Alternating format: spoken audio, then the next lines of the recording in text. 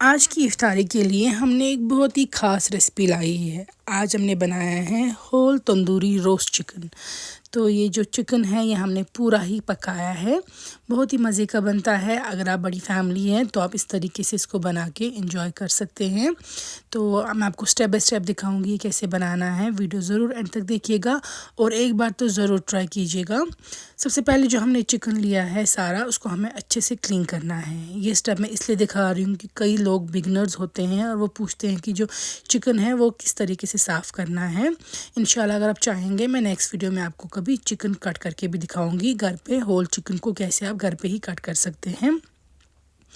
तो यहाँ पे देखिए जो ये एक्स्ट्रा फैट वगैरह चिकन में होता है, इसके नेक पीस के पास, चेस्ट पीस के पास, लेग पीस हर एक को आपको रिमूव कर देना है। ये जो फैट है ये हमें नहीं चाहिए, ये एक्सेस होता है। फिर हमें इसको अच्छे से वॉश करना है चिकन को और फिर हमें इस रेसिपी के लिए इसको ड्राई करना है। आपके पास अगर घर में किचन टॉवल है, टिश्यू पेपर है, उससे आप इसको थोड़ा सा ड्राई कीजिएगा। इससे जो है मसाले अच्छे से स्टिक होते हैं इसके ऊपर चिकन के और फ्लेवर ज़्यादा एनहांस होते हैं। तो मैंने इसके हर तरफ से जो है निकाल दिया है एक्स्ट्रा फैट जो है और चिकन को अच्छे से वॉश करने के बाद अब मैं इसको टिश्यू से ड्राई कर रही हूँ। यहाँ पे मैं इसमें डीप कट्स लगा रही हूँ जिससे कि मैरिनेशन जो है वो अंदर तक चली जाएगी हर एक पीस में। कट्स अपने हिसाब से आप लगा सकते हैं, 3 4 5 जिस तरीके से आप चाहें। तो मैंने यहाँ पे 4 कट्स लगा दिए हैं इसके चेस्ट पीस में। सेम वे में मैं इसकी जो लेग पीसेस है उनमें भी कट्स लगाऊंगी क्योंकि जो मैरिनेड हम तैयार करेंगे वो हम अंदर तक रब कर देंगे।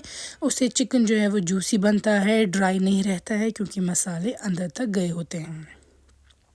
तो ये देखिए हमने अच्छे से इसको कट्स लगा दिए हैं। बैक साइड से भी आप अच्छे से जो बैक है इसकी उसको थोड़ा कट लगाएंगे और जो थाई पीसेस है चिकन के उनको भी कट्स लगा देंगे।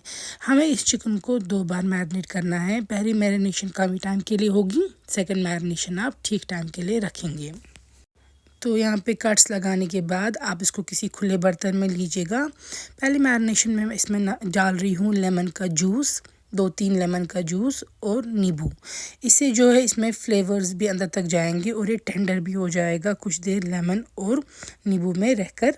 और जो लेमन का फ्लेवर है वो भी इसमें अंदर तक अच्छे से चला जाएगा। बाद में जब हम इसमें मसालों के साथ कोट करेंगे इसको तो इसमें वो लेमन का थोड़ा सा फ्लेवर भी रह जाएगा। इसीलिए पहले 15 मिनट, आधा घंटा, जितना आपको टाइम परमिट करे उतने टाइम के लिए आप इसको रखिएगा लेमन और नमक फेंक कर। तो उसकी फ़र्स्ट मैरिनेशन हो जाएगी। उसके बाद देखिए इसकी फ़र्स्ट मैरिनेशन हो चुकी। अब हमने ले लिए हैं 1-2 चम्मच दही के, उसमें डालेंगे लाल मिर्च 1 चम्मच, हल्दी आधी चम्मच, साथ में डालेंगे धनिया का पाउडर 1 चम्मच भर के और चिकन मसाला 1 चम्मच भर के, बड़ा चम्मच। गार्लिक मैं यहाँ पे डाल रही हूँ 2 चम्मच और इन चीज़ों के साथ मैंने बेसन का भी 1 चम्मच ऐड कर दिया है। नमक बहुत कम डालेंगे, 1 पिंच, क्योंकि ऑलरेडी चिकन में पहली मैरिनेशन नमक की ही हो चुकी है।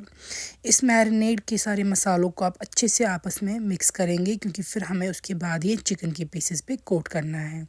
तो यहाँ पे देखिए इस तरीके से सर्कुलर मोशन में मैं इसको अच्छे से मिला रही हूँ सारे मसालों को। इसमें हम एक इम्पॉर्टेंट चीज़ भी डालेंगे जो कि मस्टर्ड ऑयल है। उससे मैरिनेशन जो है वो ज़्यादा अंदर तक जाती है। चाहे आप कोई भी चीज़ मैरिनेट कर रहे हो, चिकन मटन, कोशिश करनी चाहिए थोड़ा सा तेल भी मैरिनेशन में डालें। मिक्स करने के बाद एंड पे थोड़ी सी कसूरी मेथी मैंने इसमें डाल दी है।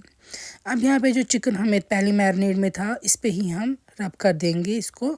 सारे मसालों को अच्छे से इसको कोट करना है। सेंटर में जो हमने कट्स दिए हैं हर जगह उनमें फिल कर देना है और अंदर से भी आप इसको रब करेंगे, ये कोटिंग करेंगे मसालों की। जो हमने दही ली है वो भी हमने 1 या 2 चम्मच ही ली है। दही उतनी लेनी है कि जिसमें बस मसाले मिक्स हो और थोड़े से थिक हो, जिसकी वजह से कोटिंग जो है वो चिकन पे अच्छे से स्टिक करे। तो यहाँ पे अच्छे से मैंने चिकन को अंदर बाहर को ये जो मसाले रब कर दिए हैं, जो कट्स लगाए हैं उनमें भी रब कर दिए हैं और चिकन के अंदर से भी अच्छे से लगा दिया है। तो ये देखिए अब हम इसको रखेंगे कम से कम आधा घंटा या ओवरनाइट, जितना आपको टाइम परमिट करे उतने टाइम को आप इसको रखेंगे। तो मैं यहाँ पे थोड़े से गार्लिक क्लोव्स रख रही हूँ ताकि इसमें बिल्कुल भी कोई भी गुंजाइश ना रहे स्मेल वगैरह की, और लेमन के 2 पीसेस।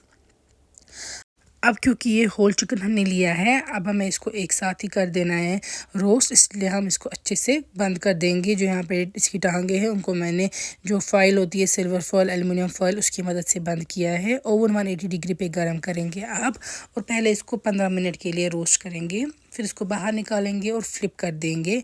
टोटल में हमें इसको 40 मिनट्स के लिए करना है कुक ओवन में, OTG में, लेकिन आपको इसको 3 बार बाहर निकालना है। पहली बार बाहर निकालेंगे तो इस तरीके से फ्लिप कर देंगे, और उसके बाद फिर से आप इसको ओवन में डाल देंगे।